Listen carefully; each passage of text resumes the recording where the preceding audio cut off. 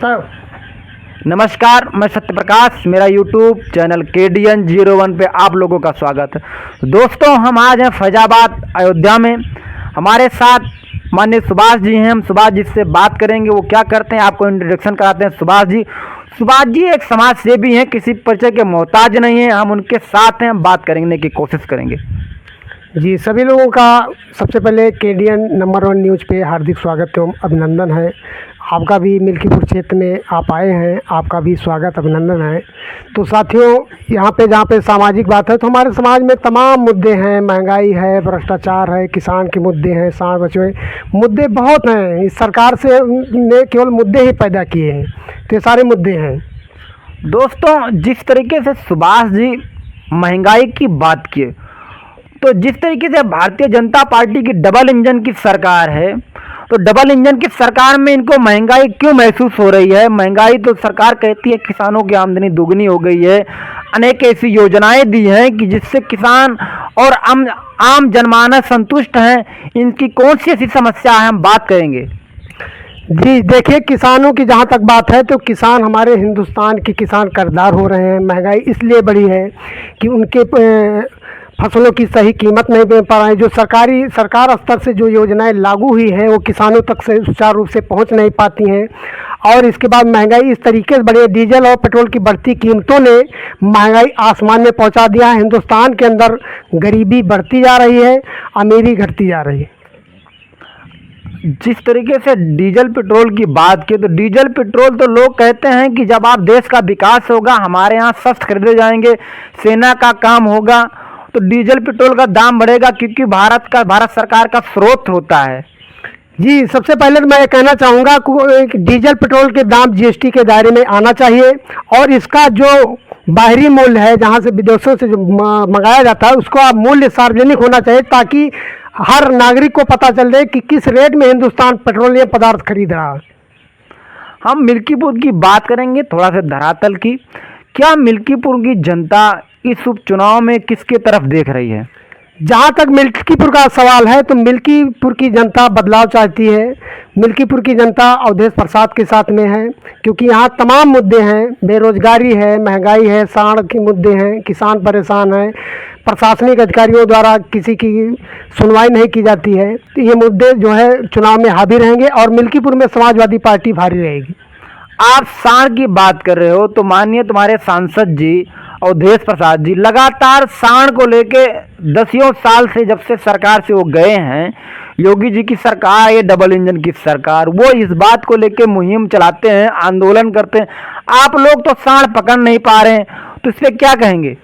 जी, सांडों से निजात के लिए तमाम गौशालाएं बनाई गई हैं, लेकिन वहाँ पे क्या करते हैं कि उनको दिखाने के लिए वहाँ पे रख दिया जाता है, इसके बाद में रात में छोड़ दिया जाता है।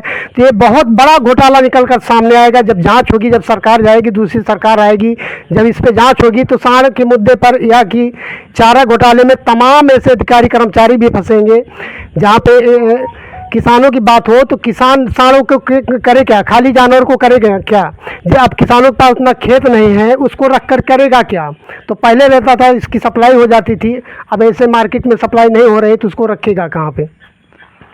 माननीय अजीत प्रसाद जी को टिकट दिया गया है। अजीत प्रसाद पे जिस तरीके से अपहरण या जमीन घोटाले का आरोप लगा था, आपने उसकी वीडियो भी देखी होगी, 2-3 क्लिप आ गई, आप उस पर क्या कहेंगे?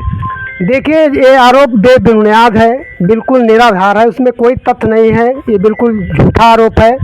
ये चुनावी रंजिश के तहत इस तरीके से फर्जी प्रशासन द्वारा, इसके बाद सार्वजनिक तौर से राजनीतिक षड्यंत्र की तरह मुकदमा किया गया है, बिल्कुल फर्जी है। क्या आपने जो रवि तिवारी ने आरोप लगाया था, आपने देखा होगा शीतला प्रसाद जो किसान थे, जिसकी ज़मीन थी, वो वीडियो देखने के बाद, क्या वीडियो इसको देखे कि नहीं देखे भी आप? जी, मैंने वीडियो देखा था। वीडियो जो है हकीकत बयां करता है। जो रवि कुमार तिवारी ने जो आरोप लगाया बिल्कुल बेबुनियाद है, उसमें कोई सच्चाई नहीं है, बिल्कुल भी उसमें सच्चाई नहीं है, ये राजनीतिक षड्यंत्र है। और हम वहीं बात करें भारतीय जनता पार्टी की, तो भारतीय जनता पार्टी की तरफ से 21 से 24 कैंडिडेट मैदान में हैं, लेकिन अभी तक फाइनल लिस्ट नहीं दी गई है। क्यों नहीं दी गई है, उस पर अपनी बात रखें आप। जी, ये भारतीय जनता पार्टी की बौखलाहट है। उनकी ये समझ में नहीं आता है कि किसको अजीत प्रसाद के सामने रखा जाए, कौन से प्रत्याशी जो कि हमारे अयोध्या सीट से हार का बदला ले पाएँ, उनको ये भी नहीं क्लियर हो पा रहा है कि किसको के ऊपर भरोसा किया जाए। तो इसलिए भारतीय जनता पार्टी के अंदर बिल्कुल बौखलाहट है। वो चाहे जिसको टिकट देंगे, यहाँ की जनता बिल्कुल बदलाव चाहती है। आप लोगों का इंडिया गठबंधन एक संगठन बना है। इंडिया गठबंधन क्या इस 24 के बाई इलेक्शन चुनाव में एक साथ लड़ेगी? जी, अभी तो इंडिया गठबंधन साथ में रहेगी, फिर आगे आने वाले भविष्य में देखा जाएगा। अगर हम बात करें किसानों की, तो जिस तरीके से किसान की बात पे आप लोग उठाते रहते हैं, समाज की बात, प्रशासनिक बात, आप लोगों ने प्रशासन को लेकर अनेक धरना दिया करते हैं, तो प्रशासन से आप लोग कैसी उम्मीद करते हैं?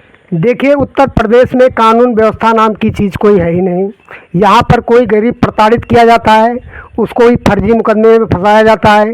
अपनी जहाँ पे भारत एक स्वतंत्र देश है, यहाँ पे सबको समानता और स्वतंत्रता का अधिकार है, अपनी बात रखने का अधिकार है, लेकिन उनकी बातों को दबाया जाता है। अगर कोई सच्चाई बोल दे, फर्जी मुकदमे का हिस्सेदार बन जाता है। तो इस तरीके से प्रशासनिक कर्मचारियों और सरकारी कर्मचारियों द्वारा हमारे किसानों को, गरीबों का शोषण किया गया है इस सरकार में। जी, जिस तरीके से लाइट की बात आती है, खासकर हम मिल्कीपुर की बात करें तो हम काफ़ी दिन से मिल्कीपुर में टहल रहे हैं, तो आप लोग लाइट पे कुछ बोलेंगे? लाइट की समस्या कितनी है यहाँ? जी, अभी यहाँ पे हमारा ये फीडर पड़ता है, परसपुर फीडर चलता है। यहाँ पे थोड़ा सा फूंक भी मार दोगे तो लाइट नहीं आती है। थोड़ी सी हवा भी चल गई या हल्का सा बूंदाबांदी हो गई तो बिल्कुल लाइट के दर्शन होते नहीं। अभी आप मौके पर मौजूद हैं, यहाँ पे देखिए लाइट नहीं है। ये लाइट आपसे कब से कटी है, कब से लाइट नहीं आई? जी, मैं तो देख रहा हूँ सुबह से एक बार आई है, इसके बाद लाइट रात से ही नहीं आई है। रात में करीब 11:30-12 बजे के लगभग गई थी, तब से लाइट के दर्शन नहीं हुए।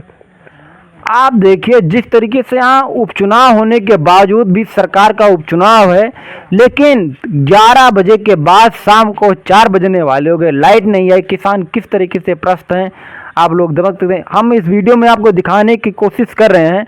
हम लास्ट सवाल करेंगे कि सुभाष जी, आप लोग समाज की बात करते हैं, समाज में उपचुनाव के लेके कैसे मैसेज है? लास्ट सवाल है जी। उपचुनाव को लेकर जनता बदलाव चाहती है, क्योंकि भारतीय जनता पार्टी की जी राजनीतिक षड्यंत्र इनकी समझ गए। क्योंकि भारतीय जनता पार्टी का एक ही मुद्दा है, जाति धर्म में बांटो, फूट डालो, राज करो। लेकिन वो जनता समझदार हो गई है। ये लोग जात पात में नहीं बंटने वाले हैं, धर्म जात पे नहीं बंटेंगे, और एकमुश्त होकर सभी धर्म जात के लोग मिलकर समाजवादी पार्टी को जिताएंगे।